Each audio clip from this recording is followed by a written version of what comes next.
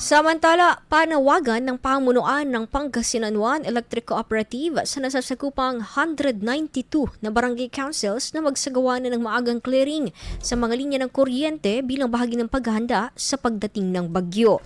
Inirekomendang hakbang ang pagputol o pag-alis ng mga sanga at halamang malapit sa power lines, pag-aalis ng magaang materyales at debris na maaaring tangayin ng hangin at pagmomobilisa ng barangay volunteers para bantayan ang mga critical na lugar. Ayon sa tanggapan, malaki ang may tutulong ng mga ito upang mabawasan ang pinsala at mapabilis ang pagsaayos ng kuryente matapos ang bagyo. Nauna nang inihayag ng panalkuan na posibleng makaranas ng power interruption ang mga member consumers bilang pag-iingat sa mga linya kapag lumakas ang hangin dulot ng bagyo. Sakali man na makapagtala ng pinsala, tiniyak din na agad magsisimula ang pagkukumpuni sa linya ng kuryente kapag ligtas na ang kondisyon para sa mga linemen. Matatanda na ilang kawani mula sa ilang electric service provider sa rehiyon ang pinadala sa Western Pangasinan upang tumulong sa pagkukumpuni ng linya ng kuryente matapos patumbahin ng nagdaang bagyong Emong ang mga poste at puno sa lalawigan.